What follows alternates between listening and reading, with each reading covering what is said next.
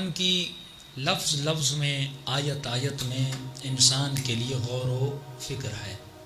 ایک مرتبہ مفہوم عام ہوتا ہے عام لوگوں کے لیے، ایک مرتبہ مفہوم خاص ہوتا ہے خاص لوگوں کے لیے، اور کبھی کبھی خدا اشارے دیتا ہے خاص الخاص کے لیے، یعنی جو معرفت رکھتے ہیں ان کو وہ دروازے بتاتا ہے۔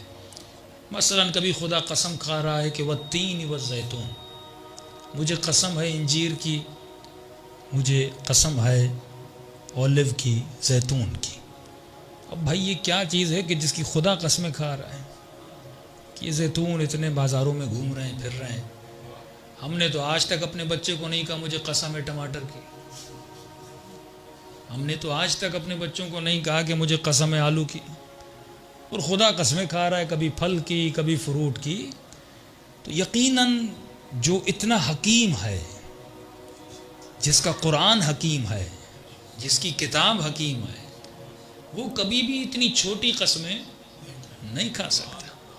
کبھی کبھی سورہ فجر میں کہتا ہے کہ مجھ سے وہ قسم نہ اٹھوا جو قسم بہت بڑی ہے۔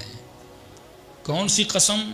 مواقع النجوم، جو ستاروں کی جگہیں ہیں ان کی قسمیں مجھ سے نہ کھا، وہ قسمیں بہت بڑی ہیں۔ اب انسان سوچے وہ قسمیں اتنی بڑی ہیں کہ خدا یہ کہہ رہا ہے کہ وہ قسم بہت بڑی ہے، تو یقیناً وہ ایک اشارہ ہے عوام کے لیے، ایک اشارہ ہے خواص کے لیے۔ عوام تو یہ کہے گی خدا نے زیتون کی قسم کھائی، انجیر کی قسم کھائی۔ اب دیکھیے عام قسم بھی کھائے تو اس میں فائدہ ہے، اور جب خواص تک پہنچو گے وہ فائدہ اور ہے۔ اب عام بندہ یہ کہے گا خدا نے اولیو کی قسم کھائی ہے، آج کے بعد کھانے میں اولیو یوز کروں گا۔ کوئی کہے گا خدا نے انجیر کی قسم کھائی ہے، بھائی انجیر کے اتنے فائدے ہیں۔ اب فائدے ڈھونڈو تو خدا نے بغیر فائدے کوئی چیز تو بنائی ہے نہیں، ہر چیز میں وٹامنز ہیں، ہر چیز میں فائدے ہیں۔ تو عام بندہ یہ فائدہ لے گا کہ اولیو آئل یوز کرے گا، صبح اٹھ کے انجیر کھائے گا تاکہ حافظہ بڑھ جائے۔ لیکن جب معصوم سے پوچھے کہ مولا یہ زیتون کیا ہے، یہ تین کیا ہے، یہ انجیر کیا ہے، فرمایا تین سے مراد حسن ہے، زیتون سے مراد حسین ابن علی ہے۔ صلوات پڑھے محمد و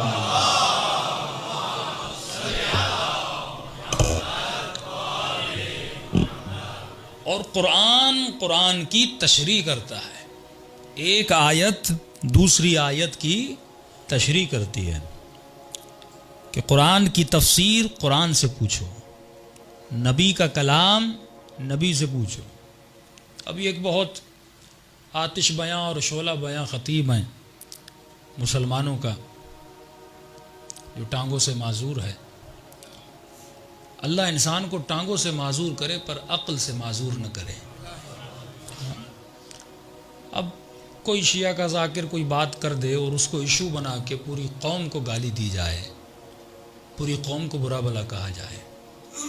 میں بچہ تھا تو کسی ایک پیر ہیں جن کو مسلمان بہت مانتے ہیں، نام نہیں لوں گا، تو ملتا تھا کہ انہوں نے اپنی کتاب میں لکھا تھا کہ اے کاش میں امیر شام کے گدھے کے فضلے کا کیڑا ہوتا۔ یعنی کبھی باطل کی محبت اتنی بڑھ جاتی ہے کہ یہ جملہ کہتے ہیں۔ تو ان سے یہ جملہ میں نے سنا تو میں نے کہا یہ ہو نہیں سکتا، اتنا پڑھا لکھا بندہ یہ جملہ کہے۔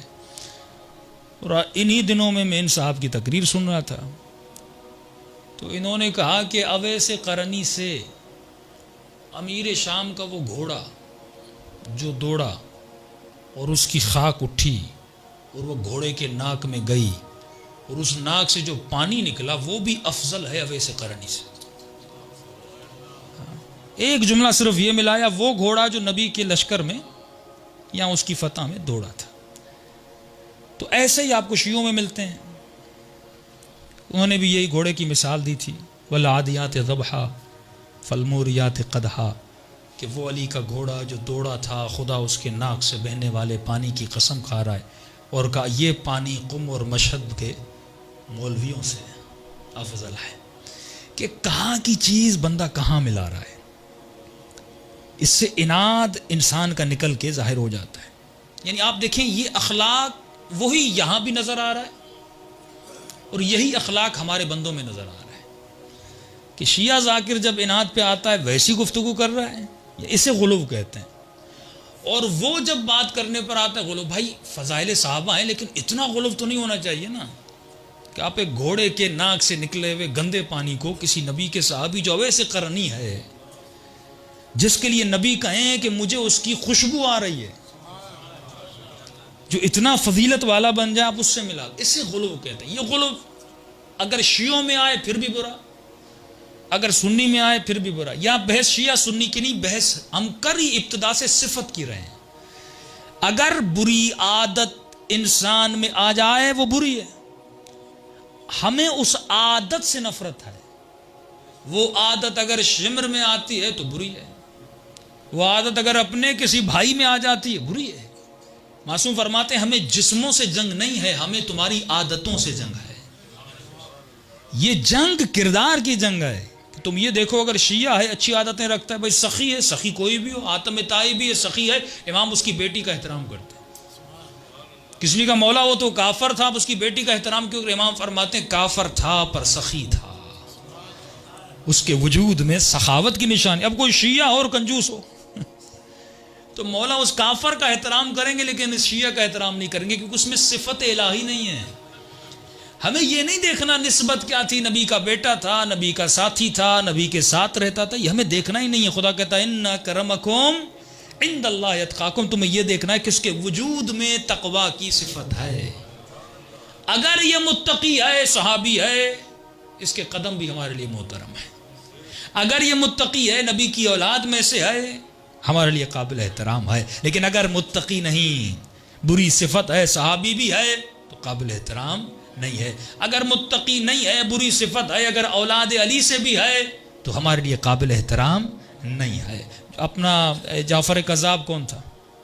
11ویں امام کا، امام زمانہ کے چچا ہے جعفر کذاب، لیکن لقب کیا ملا تاریخ میں؟ کذاب، یعنی جھوٹا. جب کذب کی صفت آ گئی تو اہل بیت نے کہا اس شخص سے کیا کرو؟ دوری کرو. نوح کا بیٹا ہے، جب بری صفت آ جاتی ہے تو خدا کہتا لیس منا اہلک، یہ تمہاری اہل سے نہیں ہے. لیکن جب اچھی صفت آ جاتی ہے تو مولا علی فرماتے ہیں سلمان و منا اہل البیت. صلوات پڑھے محمد و آل محمد.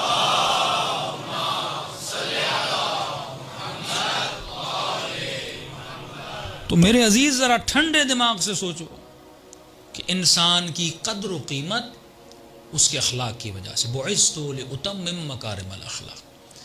اب مسئلہ یہ ہے کہ ہمیں جو دین ملا وہ ہم نے اللہ سے نہیں لیا، وہ ہم نے مولوی سے لیا. اب ہم نے یہ بھی نہیں دیکھا اس مولوی میں تعصب ہے نہیں ہے، اس کی صفت اچھی ہے نہیں. پہلی شرط جو اہل بیت نے، رسول خدا نے اور قرآن نے رکھی، وہ پیش امام کے لیے بھی شرط عدالت تھی کہ جس کو تم صرف 17 منٹ نماز کے لیے کھڑا کرتے ہو یہ دیکھو وہ عادل ہو. پوچھا گیا عادل کی نشانی کیا ہے؟ عادل کسے کہتے ہیں؟ جسے تم نے گناہ کبیرہ کرتے ہوئے نہ دیکھا ہو. اگر کسی مولوی کو مسجد میں بیٹھ کر غیبت کرتے ہوئے دیکھو، اس کے پیچھے نماز، وہ عادل ہے ہی نہیں، وہ بیٹھ کے لوگوں کی برائیاں کر رہا، غیبت کر رہا ہے. اگر حاسد ہو، حسد ہو، حب دنیا ہو، اگر گناہ کبیرہ کسی نامحرم سے کوئی تعلق میں مبتلا دیکھو، اگر کسی انسان کو گالی دیتے ہوئے دیکھو، اس کے پیچھے نماز نہیں پڑھ سکتے، کیونکہ یہ مصلی پہ کھڑا ہے، اللہ کی نماز اور دین کو قائم کرنے کے لیے کھڑا ہے. اگر وہ خود ہی برائی ہوگی. اچھا یہ بھی ہے کہ اگر تم اسے گناہ کرتے ہوئے دیکھو تو تجھ پر ہے کہ اس کے پیچھے نماز نہ پڑھو. اب یہ نہیں کہ تم مشہوری کرنا شروع کر دو کیونکہ کسی اور کو تو پتا نہیں وہ برا ہے، تجھے پتا ہے، تو تجھ پر واجب ہے کہ اس کے پیچھے نماز پڑھو. تو نیت کیا کرو؟ فرادہ کرو، نیت جماعت نہ کرو. لیکن اگر تم نے اس کو بدنام کرنا شروع کر دیا پھر تو بھی عادل نہیں، پھر تیرا بھی کارنامہ وہی ہوگا. تو گناہ بھی چھپانا ہے کیونکہ وہ ستار العیوب ہے. بعض مومنین میں یہ بھی ایک مولانا اچھا نہیں لگتا، اس کی برائی دیکھ لی 10 لوگوں کو بتانا شروع کر دیتے ہیں، ارے یہ برا ہے. اب وہ جس نے سنا پر اس پر بھی واجب ہے کہ اس کی بات کو نہ مانے جب تک خود آنکھوں سے. اتنا دین میں سختی ہے لیکن لوگوں نے بڑی آسانی سے مان لیا. خطیب منبر پہ جاتا تھا، 70 سال تک مولا علی کو برا بھلا کہا گیا. سب و شتم 2 لفظ ہیں قرآن میں تقریباً 41 ٹائم خدا نے، جب بحث برات نکلے گی اس میں ذکر کروں گا، آج کوشش کروں گا. 41 ٹائم خدا نے لعنت بھیجی ہے. قرآن لعنت جائز ہے کیونکہ خدا بھیج رہا ہے. ایک مرتبہ خدا نے سب کیا ہے، یعنی خدا نے گویا اللہ والی گالی، ایک مرتبہ خدا نے ایک بندے کو زنیم کہا، اے حرام زادے، سب کیا۔ اور خدا جسے سب کرے وہ سب بھی حقیقت ہوتی ہے۔ اگر خدا کسے زنیم کہے، اور وہ کون تھا؟ وہ بھی علی کا دشمن تھا۔ تفسیر البرہان میں چلے جائے، اس کی بحث میں نہیں جاؤں گا، حساس بحث ہے۔ ایک مرتبہ خدا نے سب کے، اس کے بعد خدا نے بندوں کو منع کیا، ولا تسبو، اے اہل بیت کے ماننے والے، اے صاحبان ایمان، کبھی بھی ایک دوسرے کو گالیاں نہ دیا کرو۔ یہاں تک کہا کہ جو اللہ کا دشمن ہے اسے بھی گالی نہ دیا کرو۔ کیوں؟ جب تم گالی دیتے ہو سکتا ہے وہ تمہارے سچے خدا کو گالی دے۔ علمی بحث کرو، علمی مراتب کو بیان کرو، اس کے کردار کو بتاؤ کہ تاریخ میں کردار کیا تھا، لیکن کبھی گالی دینے کا تجھے حق نہیں ہے۔ اب دین ہم نے کس سے لیا؟ ہم نے ان سے لیا جو مفتی تھے، ممبر پر گئے، 70 سال مولا علی کو برا بھلا کہا، کہ فرماتے ہیں اتنی شدت تھی کہ ایک مفتی اس زمانے کا جب نماز پڑھا رہا تھا، یہ ہر نماز کے بعد مولا علی کو گالی دیتے تھے، ہر نماز کے بعد مولا علی کو سب کرتے۔ تمام طرح سنت کتاب موجود ہے۔ عمر ابن عبدالعزیز و واحد شخص تھا جس نے ممبروں سے مولا علی کو برا بھلا کہنوانا بند کروایا، اور جس کے لیے کہ جس نے فدق کو واپس کیا۔ ہم یہ بڑی دلیل دیتے ہیں، خود کہتے ہیں کہ اس نے فدق واپس کیا، اور جو وہ کہتے تھے فدق لیا نہیں، تو جب لیا نہیں تھا تو واپس کیسے کیا؟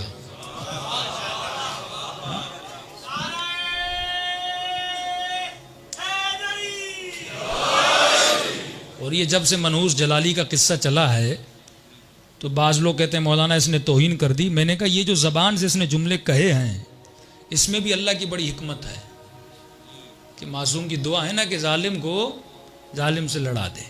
یہ ایسے جملے اس نے، پہلے تو یہ مانتے ہی نہیں تھے کہ سیدہ دربار میں گئی تھی، ہم شیعہ زور لگا لگا کے تھک گئے، بھائی گئی تھی، یہ کہتے نہیں کیسے ممکن ہے نبی کی بیٹی دربار میں جائے اور مانگے اور خلیفہ نہ دے۔ اب اللہ کا شکر ہے خود ہی مان لیا کہ گئی تھی، تو آدھا مسئلہ تو ہمارا حل ہو گیا، بلکہ میں کہوں گا پورا مسئلہ حل ہو گیا۔ اس نے کہا گئی تھیں اور اس نے دیا بھی نہیں تھا، یہی تو ہمارا مسئلہ ہے۔ ہم کہتے ہیں دینا چاہیے تھا، آپ کہتے ہیں دیا نہیں تھا۔ اب یہ فیصلہ مسلمان پہ چھوڑنا چاہیے کہ اگر نبی کی بیٹی تیرے در پہ آتی، تجھ سے تیرا گھر مانگتی، تو دیتا کہ نہیں؟ نبی کی بیٹی، اور وہ وسیلہ بتا رہی ہیں، پھر پورا خطبہ پڑھو نا کہ سیدہ نے دلیلیں کون سی دی تھیں، قرآن کی آیتیں کون سی پڑھی تھیں، وہ وثیقہ بھی لائی تھیں، وہ کتیبہ بھی لائی تھیں جس میں رسول خدا نے ہاتھ سے لکھا ہوا تھا کہ یہ میری بیٹی کا حق ہے۔ تو یہیں سے شیعہ کا فیصلہ ہو جاتا ہے کہ حق پر کون تھا، باطل پر کون تھا۔ صلوات پڑھے محمد و آل محمد۔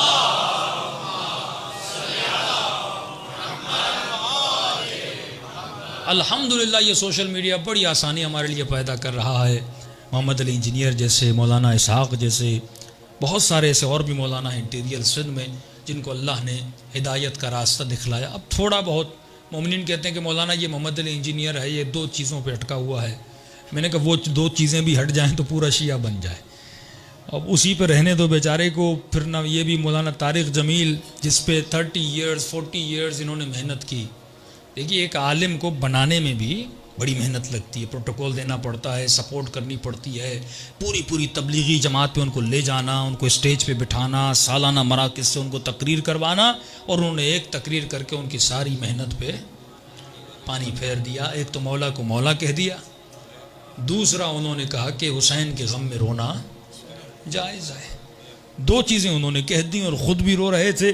اور یقیناً جب انسان متقی ہو اور اس پہ بڑھاپا آ جاتا ہے، وہ اپنی قبر کا سوچتا ہے، لوگوں کا نہیں سوچتا۔ اور یہی خوف خدا تھا جو ان کی زبان سے حق بیان، ورنہ کتابیں پڑھنے کہاں دیتے تھے، صحیح بخاری اٹھانے کہاں دیتے تھے۔ ایک کتاب ہے ریسرچ فرام سنی بکس، یہ ہم نے 2002 میں، بہت بھاری کتاب ہے، تقریباً اس کے 2000 یا 1500 صفحے ہیں، پنڈی کے ایک بندے نے لکھی تھی کسی وہابی کے جواب میں، جب شیعوں کو کہا گیا تھا یہ کافر ہیں، تو انہوں نے پھر رد اس میں جواب لکھی تھی، اس کا جواب آج تک نہیں آیا، اس پہ پابندی لگ گئی، پاکستان میں یہ کتاب نہیں چھپے گی۔ Research from Sunni books, Urdu میں نام تھا تحقیقی دستاویز۔ اتنی خطرناک کتاب تھی کہ اگر کوئی اہل سنت پڑھ لے، میں نہیں سمجھتا وہ شیعہ نہیں ہوگا۔ ساری اہل سنت کی کتابوں کے ریفرنسز کہ کہاں کہاں رسول خدا کی توہین ہے، کہاں کہاں ازواج کی توہین ہے، عجیب عجیب وہاں سے نسخے کتابیں لکھی گئی تھی۔ پھر جب پابندی لگی تو ہم نے اس کو CD میں ڈال دیا۔ سی ڈی میں ڈالنے کے بعد 2002 2003 2004 میں ہم نے ہر جگہ اس کتاب کو پھیلا. الحمدللہ اس سے بہت سارے لوگ شیعہ ہوئے, ان کو پتہ ہی نہیں تھا کہ واقعاً ہماری کتابوں میں. اب سلمان رشدی آپ اس کو گالی دیتے ہو, ڈنمارک کے لوگ ہیں رسول خدا کے کارٹون بناتے ہیں, آپ ان کو گالیاں دیتے ہو. آج تک کسی نے نہیں سوچا یہ چیزیں لاتے کہاں سے. یہ ساری چیزیں جو نبی پر الزامات یا توہین کے الزام لگاتے ساری کتابوں میں موجود ہیں. آپ پہلے کتابوں کا صفایا کرو نا. لیکن نہیں, ہمارے لیے بخاری عزیز ہے, رسول خدا عزیز نہیں ہے. ہمیں مسلم کا احترام ہے, بخاری کا احترام ہے. ہم کلینی کافی اس میں بھی خود بہار الانوار میں کچھ ایسی روایات ہیں جن میں مولا علی کی توہین ہے. ہم یہ نہیں کہتے ہماری کتابوں میں نہیں ہے, موجود ہیں. اور ہمارے ہاں سب سے پہلے جس نے یہ علم بلند کیا تھا وہ آیت اللہ طباطبائی صاحب تھے.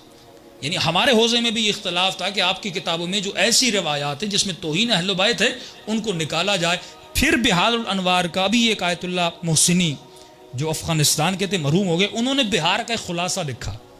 وہ روایت انہوں نے نکال دیں جو ضعیف تھیں یا جن میں خدشہ تھا اہل بیت کی توہین ہے, بہار کا خلاصہ بنائے. وہ بھی ابھی چھپ چکا ہے, ایران میں بھی اردو میں شاید نہیں چھپا. تو ہمارے یہاں بھی ایسی چیزیں تھیں, لوگوں نے صفایا کیا. اور سب سے بڑی بات کہ ہم نے آج تک نہیں کہا کہ ہماری کتابیں صحیح ہیں. کسی کتاب کے سامنے لفظ صحیح موجود نہیں ہے. ہم نے کہا اس میں ضعیف بھی ہیں, اس میں قوی بھی ہیں. جو ملا پہلے انہوں نے مٹیریل کو جمع کیا, بعد میں آنے والوں کا کام تھا کہ اس کی چھانٹی کریں, اس میں جو صحیح ہیں اس کو چھانٹا جائے. تو ہمارا یہ کام ہو رہا ہے. تو اہل سنت کا بھی ہونا چاہیے کہ وہ حدیثیں, وہ روایات جو ضعیف ہیں, جن سے یہ ملے کہ رسول خدا کی توہین ہو رہی ہے یا نبی کی بیوی کی توہین ہو رہی ہے, وہ ایسی ہیں میں ممبر سے پڑھ بھی نہیں سکتا. لیکن اگر آپ تحقیقی دستاویز کو نیٹ پہ سرچ کریں, اگر نہیں ہے تو مجھے میسج کر دیں, ساری کتاب آپ کو بھیج دوں گا, اس میں سارے حوالے جات موجود ہیں. تو ہر مسلم کو, ہر مومن کو, ہر جوان کو یہ کوشش کرنی چاہیے وہ خود ریفرنسز پڑھے, خود اپنی کتابوں کو پڑھے. تو وہاں سے جو دین ملے گا وہ اور ہوگا, اور جو دین ان کے مفتی بتا رہے ہیں وہ دین اور ہے. صلوات پڑھے محمد و آل محمد.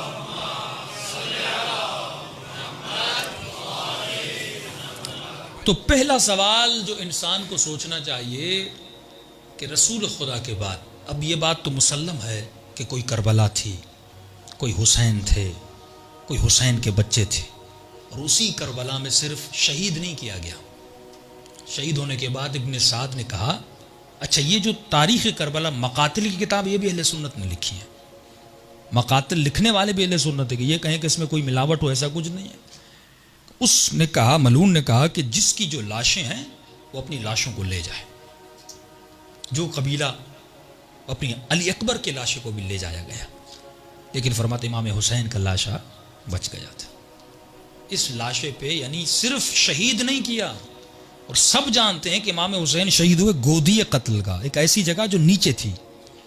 بی بی زینب کہتے ہیں تلہ زینب, ایک ایسی جگہ جو جگہ اوپر تھی. امام حسین سطح زمین سے نیچے شہید ہوئے تھے. ایک گودی تھی, نچلی جگہ تھی. ایک انسان کو شہید کر کے وہاں سے نکال کے زمین کربلا پہ لایا گیا اور کہا اس پہ گھوڑے دوڑا. اتنا عناد, اتنی دشمنی مجھ سے تھی نہیں. حسین سے. کون حسین؟ جس کا کلمہ پڑھتے تھے, جس کے نانا کی نمازوں میں نام لیتے تھے. اسی حسین کے بدن پہ لاشیں. بھائی یہ ظلم تو اپنی جگہ ہے, لیکن یہ سوچا جائے کہ یہ کر کیوں رہے ہیں.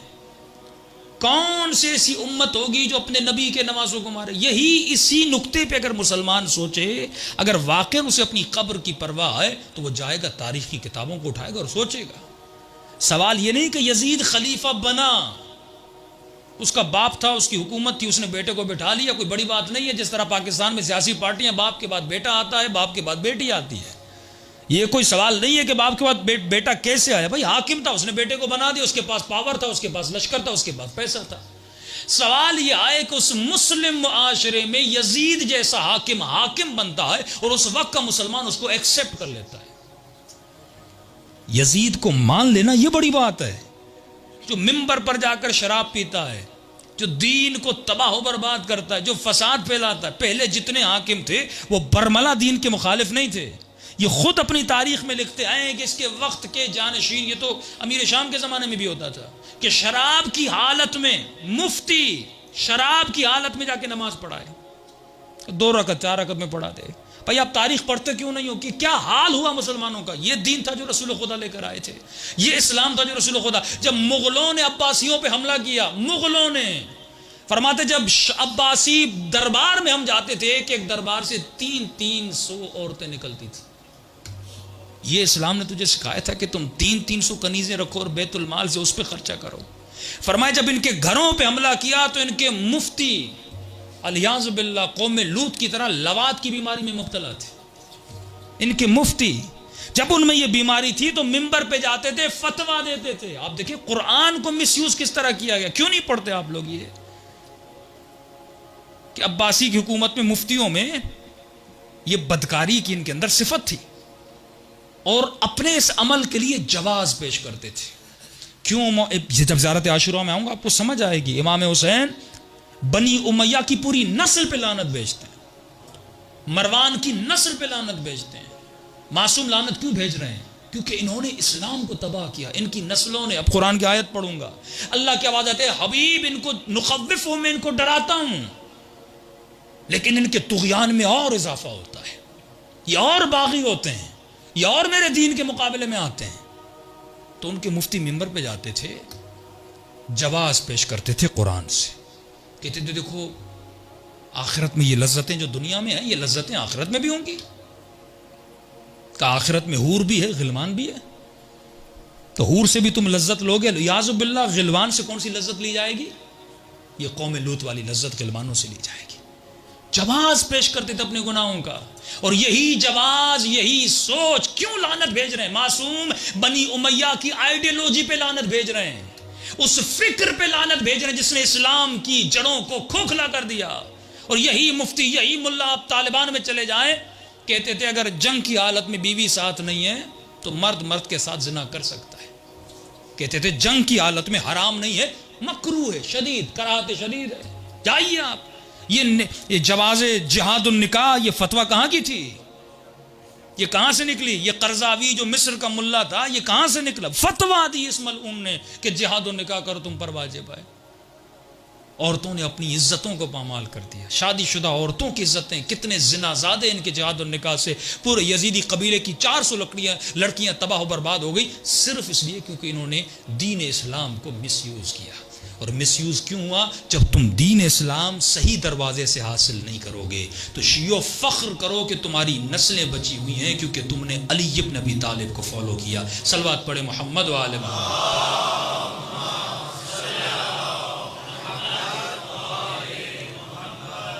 اب آئیے قرآن کی طرف چلتے ہیں. سورہ بنی اسرائیل آیت کا نمبر ہے 60. آواز آتی وَإِذْ قُلْنَا لَكَ إِنَّ رَبَّكَ أَحَاطَ بِالنَّاسِ وَمَا جَعَلْنَا الرُّؤْيَا الَّتِي أَرَيْنَاكَ إِلَّا فِتْنَةً لِلنَّاسِ وَالشَّجَرَةَ الْمَلْعُونَةَ فِي الْقُرْآنِ وَنُخَوِّفُهُمْ فَمَا يَزِيدُهُمْ إِلَّا طُغْيَانًا كَبِيرًا. فرماتے رسول خدا نے ایک خواب دیکھا. اصحاب فرماتے ہیں کہ ہم جب بھی رسول کو دیکھتے تھے رسول کے چہرے پہ مسکراہٹ ہوتی تھی. کبھی بھی ہم نے رسول کو غصے کی حالت میں, ابوس چہرہ رسول کا نہیں ہوتا تھا. جو بھی بندہ ملتا تھا اس کی محبت, رسول کی محبت اس کے دل میں چلی جاتی تھی کیونکہ خوش اخلاق تھے. اور مولا علی بھی فرماتے میرے شیعوں کی نشانی یہ کہ شیعہ خوش اخلاق ہوتا ہے, اس کے چہرے پر مسکان ہوتی ہے, مسکراہٹ ہوتی ہے. لیکن بعض ایسے خشک متقی ہم نے دیکھے, ایسا چہرہ بنایا ہوا ہے کہ بندہ ڈر جائے.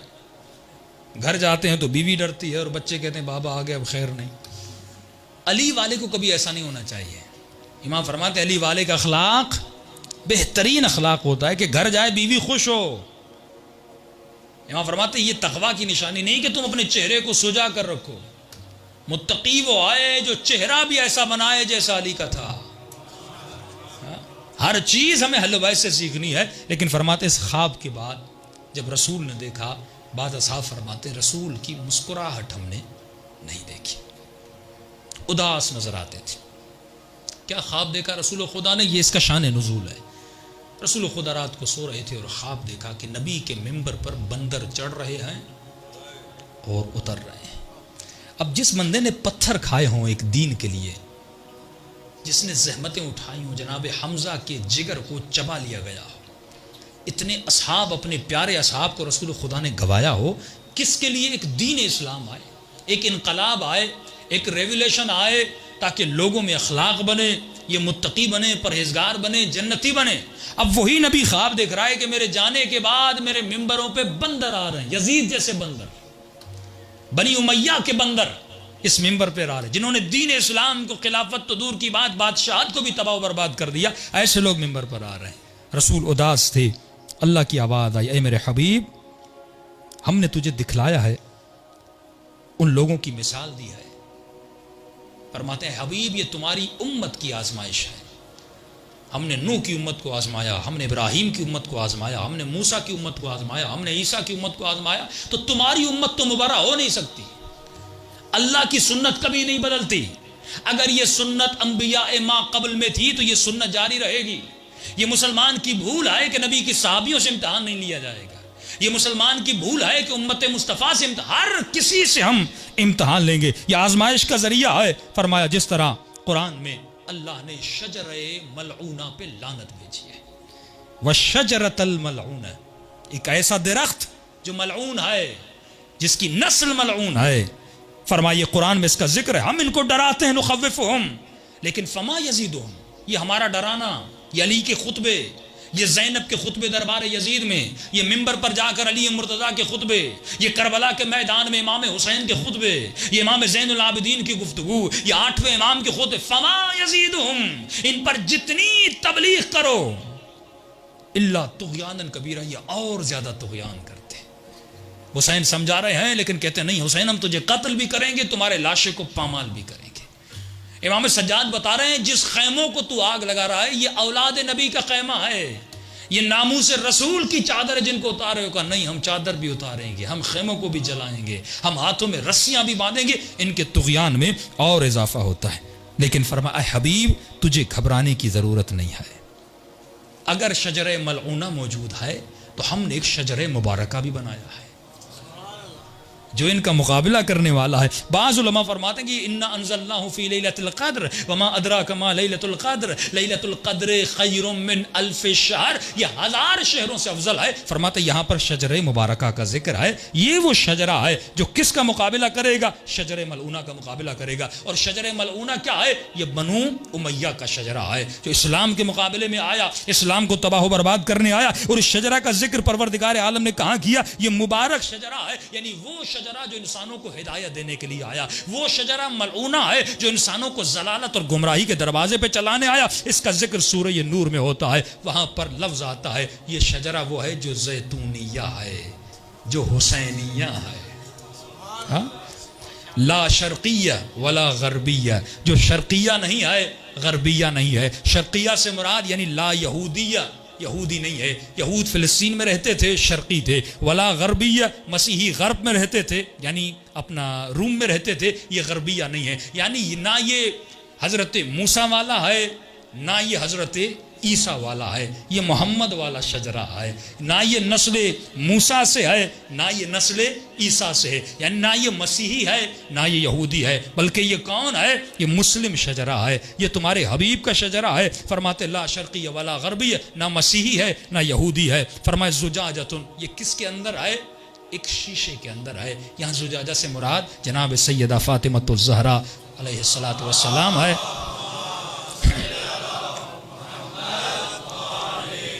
آج تک اس کی تفسیر کوئی بھی اہل سنت نہیں کر سکا، اتنی مشکل آیت ہے کہ بھائی اس میں تیل ہے، ایک زجاجہ ہے، ایک شیشی ہے، اب سمجھ نہیں آ رہا یہ ہے کیا۔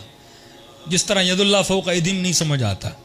اب یہ اللہ نے بعض محکم آیات دی ہیں، بعض متشابہ دی ہیں، اب یہ کون بتائے گا؟ جس کو باب مدینۃ العلم کہا گیا، جن کو علم رسالت سے آگاہ کیا گیا، اور تمام تر مسلمان مانتے ہیں کہ ہمارے اماموں کے پاس جتنا علم تھا کسی کے پاس نہیں تھا۔ امام ابو حنیفہ سے لے کے چاروں کے چاروں امام ہیں، وہ ڈائریکٹ یا انڈائریکٹ امام جعفر صادق کے شاگرد ہیں۔ اس کے اوپر اور بھی دلائل ہیں، خود مولا علی کی مثال ہے کہ تمام اصحاب میں جتنا علم علی بن ابی طالب کے پاس تھا کسی کے پاس نہیں تھا، اور زندہ مثالیں دوں گا بھی آئے گا، لیکن اس آیت کو پڑھ لوں۔ کأنہ کوکب دری، یہ ایک زجاجہ ہے، ایک شیشی ہے، لیکن یہ کیسے ہے؟ کأنہ کوکب دری، ایک اس ستارے کی طرح ہے جو چمکتا ہوا ستارہ ہے، جو ایک نورانی ستارہ ہے۔ فیہ مصباح المصباح، اس کے اندر مصباح ہے، ایک نور ہے۔ 2 دفعہ لفظ مصباح آیا، یعنی ایک نور نہیں ہے جس کے اندر 2 نور ہیں۔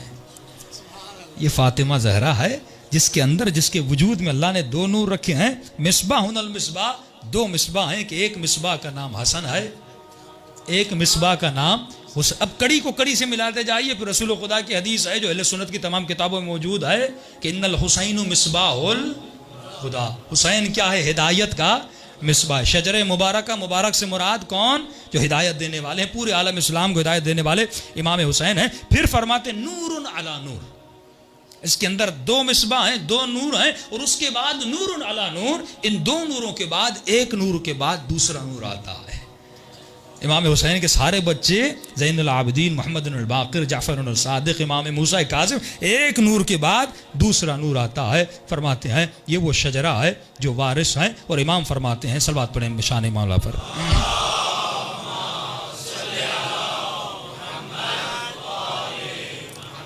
وعجل فرجہم. تو ان چار چیزوں کا ذکر خدا نے قرآن میں کر دیا. اتنا تو قرآن میں آیا کہ ایک شجرہ ہے ملعونہ ہے، ایک وہ شجرہ ہے جو شجر مبارک ہے.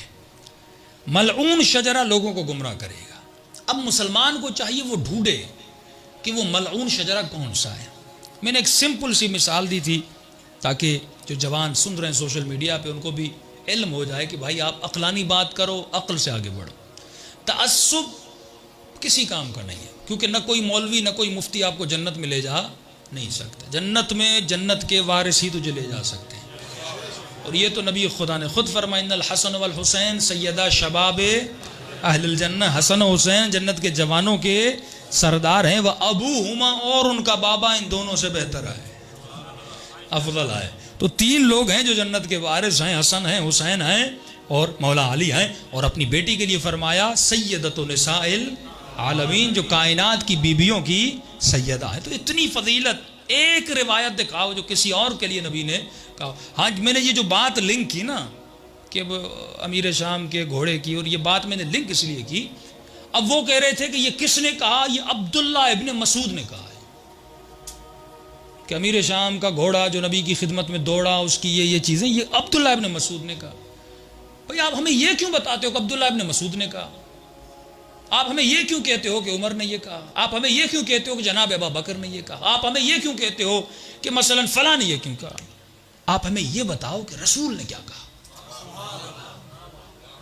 شیعہ اپنے ممبر سے، اپنے مائک سے کبھی یہ نہیں کہتا کہ مالک اشتر نے کیا کہا، سلمان نے کیا کہا، عمار نے کیا کہا، ابو ذر نے کیا کہا. ہم جب بھی ممبر سے بات کرتے ہیں ہم یہ کبھی نہیں کہتے کہ علی کے بارے میں عمار نے کیا کہا، علی کے بارے میں ابو ذر نے کیا کہا، علی کے بارے میں ہم ہمیشہ ممبر سے یہ کہتے ہیں کہ علی کے بارے میں رسول نے کیا کہا، خدا نے کیا کہا.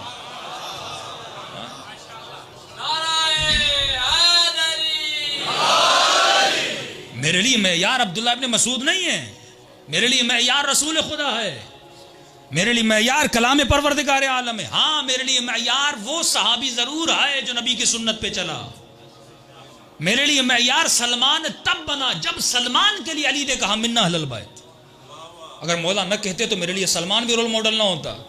جس کو رسول نے میرے لیے رول ماڈل بنایا، حسن حسین کو میرے لیے رول ماڈل بنایا، مولا علی کو رول ماڈل بنایا. فرمایا انا مدینۃ العلم ولی بابھا، یہ آپ کی کتابوں میں بھی موجود ہے. فرمایا کہ یا علی تمہاری منزلت میرے لیے ایسے ہے جیسے ہارون کی موسیٰ کے لیے تھی. یہ بھی میرے رسول نے فرمایا. شب ہجرت اپنے بستر پر علی کو رسول نے سلایا. من کنت مولاہ فہذا علی المولا، یہ میرے علی کے لیے رسول نے کہا. ضربۃ علی یوم الخندق افضل من عبادت الثقلین، یہ رسول خدا فرما رہے ہیں. ہم جتنے بھی فضائل مولا علی کے فرماتے ہیں کہ انما ولیکم اللہ ورسولہ والذین آمنوا الذین یقیمون الصلاۃ ویؤتون الزکاۃ وہم راکعون، یہ قرآن نے علی کے بارے میں کہا. آئے مباہلہ نفس رسول علی کو کون قرار دے رہا ہے؟ پروردگار عالم قرار دے رہا ہے. انما یرید اللہ لیذهب عنکم رجس اہل البیت ویطہرکم تطہیرا، یہ ہم نہیں کہہ رہے، پروردگار عالم کہہ رہا ہے. تو جتنی فضیلت ہم اہل بیت کی بیان کرتے، ہم نے آج تک یہ نہیں کہا کہ عمر نے علی کے بارے میں کیا کہا، ابو بکر نے علی کے بارے میں کیا کہا. ہم ہمیشہ جب بات کرتے ہیں تو اس کی بات کرتے ہیں جو سب سے بڑا ہے، اور جب وہ بات کرتا ہے تو اس کی بات پہ اگر کوئی ایمان نہ لائے اس کا ایمان ہی ضائع ہو جاتا ہے. تمہیں یہ دیکھنا ہے کہ خدا نے اہل بیت کے بارے میں کیا کہا، رسول خدا نے اپنے اصحاب کے بارے. ہاں یہ کہو کہ رسول خدا نے مثلا جناب عمر کے بارے میں یہ کہا، آپ یہ کہو کہ رسول خدا نے جناب ابو بکر کے بارے میں یہ کہا. آپ یہ ہمیں بتاؤ کہ معاویہ کے بارے میں رسول نے کیا کہا. اگر آپ نہیں بتاتے میں بتاتا ہوں، میں بتاتا ہوں، آپ کی کتابوں سے بتاتا ہوں اور بتاؤں گا ان مجلسوں میں کہ رسول خدا نے بنو امیہ کے بارے میں کیا کہا، رسول خدا نے بنی تمیم کے بارے میں کیا کہا، رسول خدا نے مروان کے بارے میں کیا کہا. یہ آپ کی کتابیں ہیں، ان میں لکھا ہوا ہے، موجود. آپ پڑھتے کیوں نہیں؟ اب ہماری مجبوری ہے کہ آپ کے علماء آپ کو سناتے نہیں ہیں. اور عجیب بات ہے جب انہی کے لوگ ان کو سناتے ہیں تو نیچے کمنٹ میں لکھا جاتا ہے. میں اکثر محمد علی مرزا کی، مولانا اسحاق کی جب کلپ سنتا ہوں تو نیچے لکھا ہوتا ہے یہ شیعہ ہو گیا ہے. تو مجھے خوشی ہوئی ہے سن کے، اور خوشی اس لیے ہوئی کہ جب بھی کوئی حق کی بات کرتا ہے تو کہا جاتا ہے یہ شیعہ ہو گیا ہے. تو اس کا مطلب حق شیعوں کے ساتھ ہے نا، کہ جب بھی کوئی تمہیں سچی بات کہے، کھری بات کہے، جواب تو ہے نہیں، بس جواب یہ شیعہ ہو گیا ہے. بھائی آپ کی کتاب، آپ کا حوالہ، طبری آپ کا، بخاری آپ کا، مسلم آپ کا، مستدرک آپ کا، یہ ساری کتابیں آپ کی ہیں. ہم وہاں سے پڑھتے ہیں، آپ جواب یہ دیتے ہو شیعہ ہو گیا ہے. تو اس کا مطلب تمہیں حق اتنا پسند ہے. جب بھی حق کا نام آتا ہے، اور حق کیوں نہ پسند ہو، کیونکہ رسول خدا نے کہا الحق مع علی، علی مع الحق، حق علی کے ساتھ ہے، علی حق کے ساتھ ہے. ایک کتاب مولانا طاہر القادری نے لکھی ہے. اب دیکھیں یہ عجیب، سوچتے نہیں ہیں. اب حنیف قریشی صاحب میں احترام کرتا ہوں، بڑا دفاع کرتے ہیں اہل بیت کا جگہ جگہ پر، لیکن پورا دفاع کر کے آخر میں کہتے ہیں کہ ہم علی کو چوتھے نمبر پہ مانتے ہیں، خلافت میں نہیں، افضلیت میں، کہ ہم پہلے افضل جو ہیں جناب ابوبکر کو، پھر عمر کو، پھر عثمان کو، پھر علی. یہ اپنا عامر لیاقت کے پروگرام میں انہوں نے کہا تھا. تو مجھے حیرت لگ رہی تھی جب فضائل بیان کرنے پر آتے ہیں تو علی کے فضائل، علی کے فضائل، علی کے فضائل، پھر بولو افضل کون ہے تو علی کو نیچے لا دیتے ہیں. یعنی آپ ایک طرف کہتے ہو اس بندے کے پاس پی ایچ ڈی بھی ہے، یہ پروفیسر بھی ہے، اس نے بڑے تھیسس بھی لکھے ہیں، پھر بولو کہ بھائی کون افضل ہے، یہ بی اے والا یا پی ایچ ڈی والا؟ کہتے ہیں بی اے والا. یہ بات مجھ سے ہضم نہیں ہوتی. طاہر القادری نے کتاب لکھی ہے، ہر شیعہ وہ کتاب لے اور اپنے گھر میں رکھے اور اپنے اہل سنت کو وہ گفٹ کرے. آپ پر واجب ہے کہ آپ جا کر وہ خریدیں کتاب. اس نے کتاب اب چھپی کہ نہیں، حالانکہ اس کی کلپ میں نے سنا تھا شاید وہ آ گئی ہے کتاب. پہلی کتاب اس نے لکھی ہے پوری کی پوری، میرے خیال میں کافی جلدوں پر مبنی ہے، جس میں انہیں تمام تر اہل سنت کی کتابوں سے مولا علی کے فضائل کو جمع کیا ہے. تمام تر اہل سنت کی کتابوں سے ایک ایک حدیث کر کے اس نے مولا علی کی فضیلت میں جمع کی ہے. اب پوچھنا چاہیے جو علی سے اتنے افضل ہیں ان کی فضیلت میں اتنی کتابیں کیوں نہیں آتی؟ میں کہتا ہوں زیادہ نہیں، 1000 صفحوں کی کتاب کسی بھی صحابی کی فضیلت میں کوئی لکھ کے دکھائے. 1000 نہیں تو 500 صفحوں کی کتاب لکھ کے دکھائے، 500 نہیں تو 100 صفحوں کی کتاب لکھ کے دکھائے. تھک جائیں گے، حدیثیں ملیں گی نہیں، ملیں گی تو جھوٹی اور گھڑی ہوئی حدیثیں، کہ اگر میرے بعد کوئی نبی ہوتا تو فلاں ہوتا. اس پہ تو حنیف قریشی بھی ڈسکس کر چکے، اس لیے کوئی نئی بات نہیں ہے. یا علی میں شہر علم ہوں، تو اس کا دروازہ ہے، فلاں دیواریں ہیں، فلاں چھت ہے. اب یہ گھر بن رہا ہے، کوئی بلڈنگ بن رہی ہے، کوئی انجینئرنگ کی کلاس چل رہی ہے. نبی مثال دے رہے ہیں تجھے، میں شہر ہوں، علم کا علی دروازہ. اس کا مطلب کیا؟ میں شہر ہوں اور تجھے اگر علم لینا ہے تو دروازے سے لے، اگر میں نہ رہا تو در پہ چلے جانا. تو خدا را تھوڑا کتابوں کو پڑھو، تھوڑا سا اپنی عقل کو کھولو، اپنے فہم و شعور کو کھولو، کیونکہ اگر فہم نہیں، اولئک کالحمار، خدا خود قرآن میں کہتا ہے کہ جو کتابیں اٹھا کے گھومے لیکن ان کتابوں سے کچھ نہ ملے، اس کی مثال ایسے ہے جیسے گدھا کتابوں کو اٹھاتے گھومتا ہے. تو خدا را گدھے مت بنو، انسان بنو، شعور و فکر اپنے ذہن میں لاؤ اور وہی پیغام لو جو رسول نے شریعت میں دیا. صلوات پڑھے محمد و آل محمد.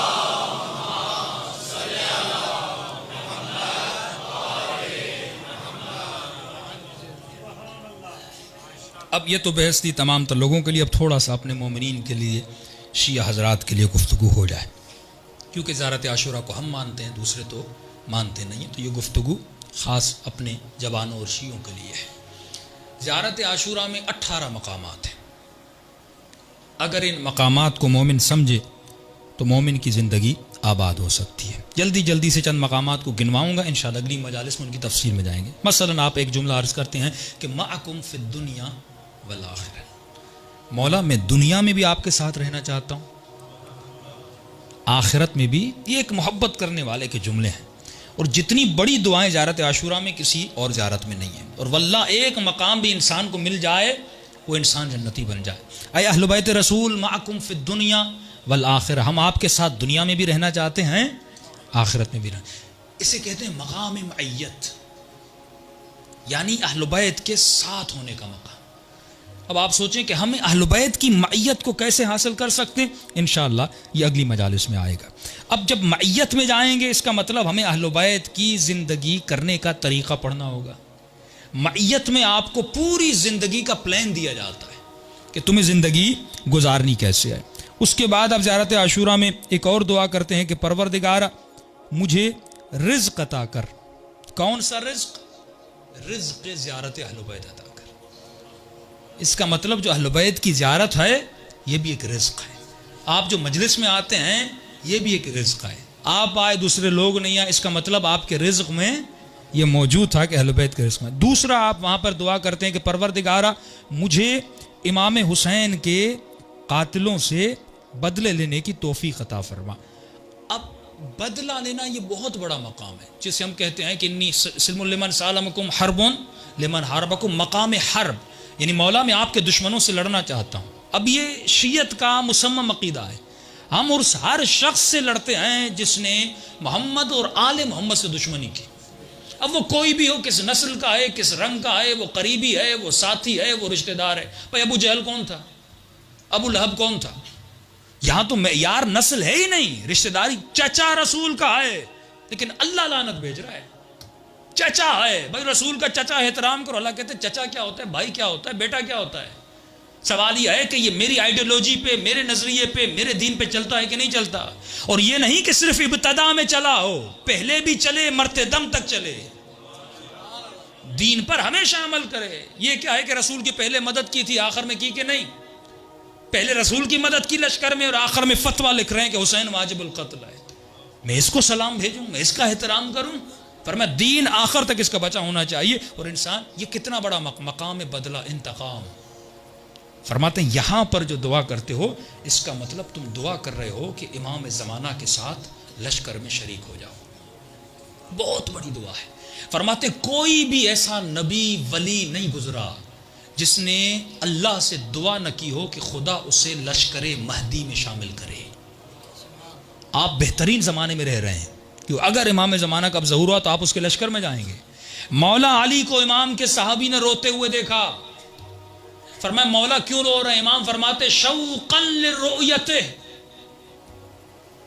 اپنے مہدی بیٹے کو دیکھنے کے شوق سے رو رہا، اس کا چہرہ کب دیکھوں گا، وہ کب آئے گا۔ چھٹے امام کے لیے ملتا ہے چھٹے امام، عجیب جملہ۔ فرماتے امام کے دو لباس ہوتے تھے، لباس حزن، جب مولا کو غم آتا تھا تو ایک لباس پہنتے تھے، خوشی آتی تھی تو ایک لباس پہنتے تھے۔ صحابی جب ملنے جاتا ہے تو چھٹے امام نے لباس حزن پہنا ہوا تھا، غم کا لباس، اور امام کے ہاتھ میں اسی طرح ایک ڈائری تھی یا کتاب تھی، امام اس کو پڑھ رہے تھے، رو رہے تھے۔ تو کسی نے کہا مولا کیوں رو رہے ہیں؟ فرمایا یہ کتاب مجھے میرے بابا علی سے ملی ہے، اس کتاب میں ہمارے بیٹے 12ویں بیٹے کے احوال لکھے ہوئے، حالات لکھے ہوئے ہیں، اس کے حالات کو پڑھ کے رو رہا ہوں کہ میرے اس بیٹے پہ کیا گزرے گی۔ اس پہ بھی آؤں گا کہ امام زمانہ پہ کیا کیا گزر رہی ہے جن سے ہم واقف نہیں ہیں۔ آپ نے وہ قتل نہیں دیکھے، آپ نے وہ غارت نہیں دیکھی، آپ نے وہ خواتین کی عزتوں کا پامال ہونا نہیں دیکھا، جو شام میں، جو یمن میں، جو عراق میں اتنا ظلم ہوا، ہم ایک چیز کو دیکھنے کے بعد 3 دن تک سو نہیں سکتے۔ امام زمانہ یہ ہر لمحہ دیکھ رہے ہیں۔ کبھی فرماتے میرے دادا حسین ہر روز نماز عصر کے بعد خدا مجھے یہ خون بھرا کرتا دکھاتا ہے، یہ مظالم، یہ ظلم امام اپنی آنکھوں سے دیکھ رہے ہیں، اور اس امام پہ کیا گزر رہی ہے 1000 سالوں سے دیکھ رہے ہیں۔ چھٹے امام فرماتے ہیں میں اس کے حالات کو پڑھ رہا ہوں اور رو رہا ہوں، اور جب بھی امام کا نام آتا تھا چھٹے امام اپنے بیٹے کے احترام میں کھڑے ہو جاتے تھے۔ اتنا مقام امام زمانہ کا۔ مقام کیوں ہے؟ کیونکہ وہ رسالت جو رسول خدا لے کر آئے تھے، وہ ایم، وہ مقصد، وہ ریولیشن جو رسول خدا لے کر آئے تھے کہ پوری کائنات میں کلمہ واحد اور لا الہ الا اللہ ہو، اور جس امام کے آنے کے بعد روایات میں ملتا ہے، یہ بعد میں لوگوں کو احساس ہوگا۔ فرماتے ہیں براءت، جو شیعہ لعنت بھیجتے ہیں، جو دوری کرتے ہیں دشمنان اہل بیت سے، جو شیعوں کے دلوں میں نفرت اور بغض ہے دشمنان اہل بیت کے لیے، اس سے زیادہ بغض پیدا ہوگا مسلمانوں کے دلوں میں کب؟ لیکن جب امام کا ظہور ہوگا، اور اس ظہور میں ان کو پتا چلے گا اتنی آسائش، ظہور کے بعد یہ ہمیں آسائش ملنی تھی، یہ سکون ملنا تھا، ہمارے بچوں کو یہ دین ملنا تھا کہ ہم جس نعمت الہی سے ابھی محروم ہیں۔ اور کیوں محروم ہیں؟ کیونکہ لوگوں نے علی کا راستہ روکا۔ اگر حسین کو حکومت کرنے دیتے، اگر علی کو حکومت کرنے دیتے، اگر حسن کو حکومت کرنے دیتے، اگر اولاد رسول کو حکومت کرنے دیتے، آج تمہارے بچے آسائش میں ہوتے، آج تمہارا بچہ بیمار نہ ہوتا۔ اور یہی ملتا ہے کہ جب امام زمانہ کا ظہور ہو جائے گا، فرماتے وہ حکومت مہدی جب پوری کائنات میں نظام مصطفیٰ نافذ ہو جائے گا، اس حکومت امام زمان میں کوئی بچہ بیمار نہیں ہوگا، کوئی بچہ کافر پیدا نہیں ہوگا، اس سوسائٹی میں کوئی چور پیدا نہیں ہوگا۔ اس حکومت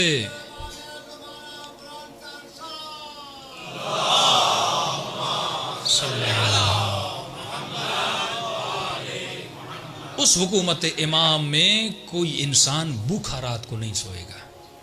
ان کو پتہ نہیں انہوں نے خود کو کس چیز سے محروم، ہم کیونکہ درد ہے نا شیعوں میں، ہمیں پتہ ہے انہوں نے اہل بیت کو حکومت کرنے نہیں دی اور ہم کس نعمت سے محروم ہو گئے، لیکن مسلمان تو علی کو جانتے نہیں نا، مسلمان تو حسن کو جانتے نہیں نا، مسلمان تو حسین کو جانتے نہیں نا۔ ایک بزنس مین تھا اہل سنت کا، ہم نے اس کو دعا دی، کچھ اہل بیت کی علم اہل بیت جو کتابوں میں ہے جس تک اہل سنت پہنچ نہیں سکتے، کیونکہ وہ ہماری کتابیں پڑھتے نہیں۔ شیعہ کتابیں کیوں نہیں پڑھتے؟ شیعہ کتابوں سے دشمنی کیا ہے بھائی؟ کیونکہ شیعہ کتابوں میں قال صادق ہے، قال باقر ہے، قال علی ابن ابی طالب ہے۔ ہماری کتابیں نبی کی اولادوں کے فرامین سے بھری ہوئی ہیں۔ ہماری کتابیں نبی کی اولادوں کی، دشمنی ہم سے ہے یا نبی کی اولاد سے ہے؟ دشمنی حسن سے یا حسین سے؟ ہماری ساری کتابوں میں فرامین ہیں اہل بیت علیہ الصلوۃ والسلام کے بعد۔ اب دیکھیے اس بندے کو کب پتہ چلے گا؟ جب امام کا ظہور ہوگا۔ اس کی مثال بالکل ایسے ہے، یہ عرض کر رہا تھا کہ اہل سنت کا ایک بزنس مین دوست تھا کہ بحث ہٹ نہ جائے، تو اس نے کہا کہ میں حضرت علی کو جاننا چاہتا ہوں۔ آج کا جوان کہے کہ مجھے قائد اعظم کو جاننا ہے، تو قائد اعظم تو مر گئے، آپ کے سامنے تو نہیں ہے۔ اب انسان کو جاننے کے لیے ضرور اس کے ساتھ رہو، وقت بچاؤ تو پتہ چلے گا وہ کیسا ہے۔ اب میں وقت بھی نہیں گزار سکتا، وہ مر بھی چکا، کیسے پہچانوں گا؟ تو میں نے کہا جو اس کے ساتھی تھے ان سے جا کے ملو، کا وہ بھی نہیں ہے۔ تو میں نے کہا اگر قائد اعظم کی کوئی تقریر ہے وہ سنو، یا اس کی کوئی تحریر ہو وہ پڑھو تو پتہ چلے گا۔ تو آج اگر کسی کو مولا علی کو پہچاننا ہے تو علی کی نہج البلاغہ پڑھے۔ اگر آپ مجھے کہتے ہو کہ میں فلاں کو پہچانوں، مثلا امیر شام کو پہچانوں، تو مجھے امیر شام کی کوئی تحریر دکھاؤ یا اس کی زندگی بتاؤ۔ سیدھی بات ہے، میں کیسے پہچانوں گا؟ کسی انسان کا احترام کروں تو اس کی 4 خوبیاں تو مجھے دکھنی چاہیے۔ تو اس نے کہا مجھے مولا علی کو پہچاننا ہے۔ میں نے کہا نہج البلاغہ تو چلو دور کی بات ہے، آپ کی سمجھ میں نہیں آئے گی۔ میں نے کہا کہ علم لدنی کا نام سنا ہے، کہ جو اللہ کی طرف سے جن کو عطا ہو۔ ہمارا یہی نظریہ ہے کہ اہل بیت کو خدا کی طرف سے، کیونکہ ولی اللہ تھے، برگزیدہ تھے اللہ کی طرف سے، جیسے ہارون تھے نبیوں کے جانشین تھے، جانشین رسول تھے، منصوص من اللہ تھے، لوگوں کی طرف سے منتخب نہیں تھے۔ تو دعائے کمیل، اس نے دعائے کمیل پڑھی ہے، پریشان ہو گیا کہ اگر ہم کسی بندے کی تعریف بھی کریں 4 جملوں میں تھک جاتے ہیں، کہ علی تھک ہی نہیں رہے۔ اس انداز سے خدا کی تعریف کرے جا رہے ہیں۔ اور ہمارے ایک دوست، انہوں نے کہا مولانا دعائے کمیل تو دور کی بات ہے، میرا ایک بزنس مین دوست تھا، دعائے کمیل دی، بہت متاثر ہوا۔ اس نے کہا ایک اور دعا ہے تمہیں وہ دیتا ہوں، وہ پڑھو۔ کہ یہ کس کی دعا ہے؟ کہ یہ امام حسین کی دعا ہے۔ کہ کون سی دعا؟ کہ دعائے عرفہ۔ واللہ یہ دعا معجزہ ہے، کہ کوئی بھی ایسا صحابی دکھا دو جس نے اتنی بڑی دعا پڑھی ہو۔ یہی ہمیں بتا سکتے ہیں کہ اللہ سے ہم بات کیسے کریں، کیونکہ اللہ نے ان کو بتایا ہے۔ یہ علم رکا نہیں تھا رسول کے بعد، یہ علم چلتا گیا، جس علم سے تمہیں محروم رکھا گیا، لیکن ہمارے پاس ایسی دعائیں موجود ہیں۔ پوری دعا مولا علی نے، مولا حسین نے کھڑے ہو کر پڑھی ہے۔ اتنی معرفت کے جملے، اتنی خدا کی محبت، اور جس طرح ایک بچہ کسی بڑے کی تعریف کرتا ہے نا، کہ کھلونے کے پیچھے، ایک چیز کے پیچھے، امام حسین پہ اللہ کی تعریف کرتے ہیں، ایک ذرے سے بلند کرتے ہیں اور اوپر تک جاتے ہیں۔ خدا بے مخی و عروقی و عنقی و دمی و لحمی، اے خدا میرے بدن کا جز جز تمہارے کلام کی تعریف کر رہا ہے، میرا خون، میری رگیں، یہاں تک کہتے ہیں بشعری، میری آنکھوں کے بال جو ہیں وہ بھی تمہاری تقدیس کر رہے ہیں۔ پھر اللہ کی تعریف کرتے ہیں، پھر بندگی کے انجازی اور انکساری پہ آتے ہیں کہ خدا تو کون ہے اور تیرا بندہ کون ہے۔ پھر اپنی، ایسا کہیں کہ اپنی برائی کرتے ہیں، کیونکہ تعریف کرنے کے لیے، کیونکہ اللہ کو پسند ہے کہ بندہ خود کو اس کے سامنے ذلیل کرے، کیونکہ وہ متکبر ہے. پھر اپنی ذلت کو بیان کرتے ہیں کہ میں بندہ ہوں، میں انکسار ہوں، میں کتنا ضعیف ہوں، میں کچھ بھی نہیں ہوں. اور اس کے بعد پھر مانگنا شروع کرتے ہیں، اے خدا تو دینے والا ہے، تو عطا. واقعاً اتنی نعمت بھری دعا، یہ زندہ معجزے ہیں اہل بیت کے کہ کوئی عام بندہ اتنی بڑی دعا، یعنی پہلے صحابی سے لے کر آخری صحابی تک، پہلے تابعی سے لے کے آخری تابعی تک، امام ابو حنیفہ سے لے کے آخری امام تک، کسی نے ایسا کلام نہیں کیا جیسا کلام آل رسول نے کیا. یہ کلام بتا رہا ہے یہ کسی معمولی انسان کا کلام نہیں ہے، یہ کسی خلیفۃ اللہ کا کلام ہے. صلوات پڑھے محمد و آل محمد.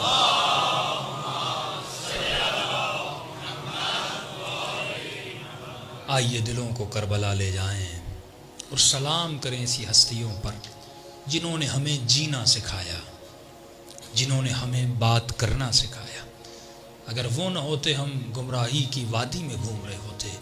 انہی کے صدقے میں ہے کہ ہماری دنیا بھی بچی ہوئی ہے، ہماری آخرت بھی بچی ہوئی ہے. لیکن عزیزو یہ اتنی آسانی سے نہیں ملا ہمیں. اس کے لیے زینب نے چادر کو قربان کیا، اس کے لیے ننھی سی گردن علی اصغر پہ تیر لگا، اس کے لیے سکینہ نے تماچے کھائے. اسی لیے فرماتے ان کو یاد کرو جن کی وجہ سے تمہیں یہ سب کچھ ملا. آئیے سلام کریں اپنے آقا حسین کو. معصوم فرماتے ہیں کثرت سے سلام کیا کرو تاکہ تیرے دل میں محمد اور آل محمد کی محبت بڑھے. السلام علی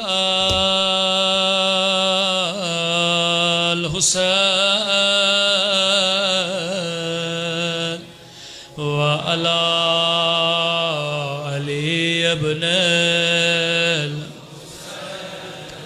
بلند آواز سے السلام علی وعلی علی ابن الحسین وعلی اولاد الحسین وعلی اصحاب سب مل کے السلام علی وعلی علی ابن وعلی اولاد الحسین وعلی اصحاب. عزیزوں آپ نے حسین حسین کہا، لیکن آپ پیاسے نہیں ہیں. جب آپ نے حسین حسین کہا کسی نے آپ کو تماچا نہیں مارا، کسی نے آپ کو تازیانہ تو نہیں مارا. لیکن جب سکینہ حسین حسین کہتی تھی، کبھی شمر تماچے مارتا تھا، کبھی تازیانہ مارتا تھا. کسی نے امام سجاد سے کہا مولا اس ملعون کے بھی اپنے بچے ہیں، بھلا کوئی 4 سالہ بچی کو اتنا مارتا ہے. مولا اتنی سکینہ سے دشمنی کیا تھی؟ امام نے فرمایا سکینہ سے دشمنی نہیں تھی، یہ ملعون جانتا تھا زینب بڑا پیار کرتی ہے، ہم سکینہ سے بڑا پیار کرتے ہیں. جب بھی زینب کا دل دکھانا تھا یہ سکینہ کو تماچے مارتا تھا. جب بھی میرے گلے جا جلانا تھا یہ سکینہ کو تازیان مارتا تھا. بڑا ظلم ہوا اس بچی پہ. ایسے امام زمانہ نہیں فرماتے، فرماتے ذاکر جس مجلس میں میری سکینہ کے مصائبوں میں ضرور آتا. امام فرماتے ہیں جب لٹا ہوا قافلہ حلب پہنچا، فرمایا 40 گھوڑے سوار تھے جو آگے آگے چلتے تھے، لیکن بیبیاں پیچھے پیچھے. یہ ملعون گھوڑوں پہ سوار تھے لیکن بیبیاں پیدل چل رہی. فرمایا قافلے کو روکا گیا، بیبیوں کو بٹھا دیا گیا. امام فرماتے ہیں اتنی دھوپ تھی، میری گردن میں زخم تھے. فرمایا یہ توق جب گرم ہوتا تھا شیعوں میں کیسے بتاؤں مجھے کتنی تکلیف ہوتی تھی، لیکن بدن کے زخم نے مجھے اتنا نہیں رلایا جتنا ملعون جب سکینہ کو مارتا تھا. مولا اتنا کیسا ظلم ہوا جس پہ سید سجاد اتنا رو رہے. راوی کہتے ہیں قافلے کو اتارا، سید سجاد کی گود میں سکینہ ہے. شمر ملعون نے پانی کا مشک لیا، پہلے ان 40 گھوڑے سواروں کو پانی پلانے لگا. حسین کی ننھی سی بچی پانی دیکھ رہی ہے، 4 سالہ بچی ہے، معصومہ، اس سے کیا پتا شمر کیا ہے. ایک مرتبہ کہتی ہے بھیا سجاد مجھے پیاس لگی ہے، تھوڑا پانی مل جائے. تبھی امام حسین فرماتے ہیں شیعو جب بھی ٹھنڈا پانی پیو او میری سکینہ کو یاد کیا کرو. فرمایا بھیا سجاد اگر اجازت ہو میں اس سے پانی مانگوں. امام نے فرمایا سکینہ پانی نہیں دے گا، لیکن حجت تمام کرنی ہے، جا پانی مانگ. کہیں قیامت کے دن یہ نہ کہے بچی نے پانی مانگا نہیں تھا.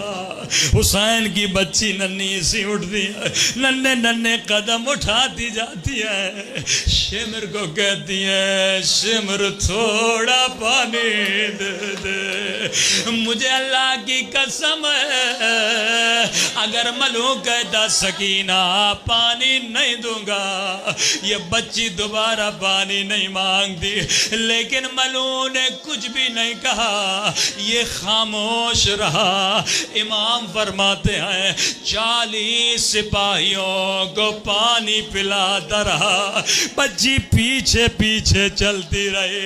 شاید اس کے بعد پانی دے گا، شاید اس کے بعد پانی دے گا. لیکن 40 سپاہیوں نے پانی پی لیا، لیکن حسین کی بچی اب تک پیاسی ہے. سنو گے ملعون نے کیا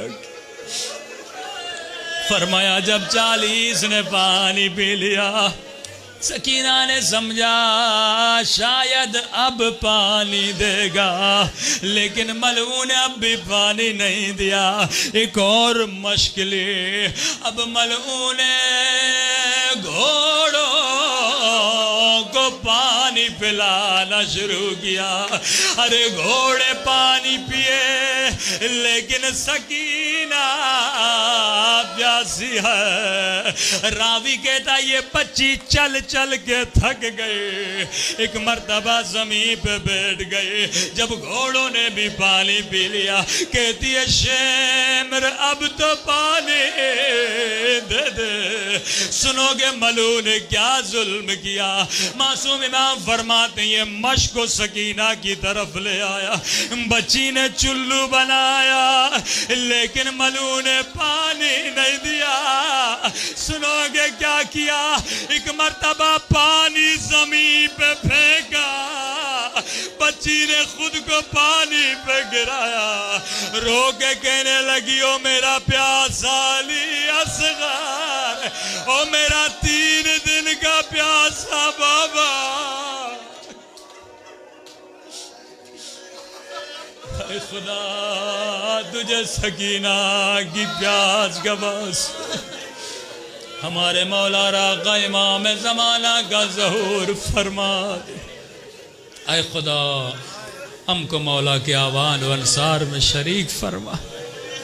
اے خدا تجھے حسین کے بچوں کا واسطہ اس بدن سے جتنے گناہ کی ان گناہوں کو معاف فرما، ہم کو شہداء کے ساتھ محشور فرما، سفر دنیا اور سفر آخرت کو آسان بنا۔ پروردگارہ جتنے مرحومین ہیں ان کے لیے آسانیاں پیدا کر، بحق محمد و آل محمد جس مومن التماس سے دعا کا اس کی دعا کو قبول فرما۔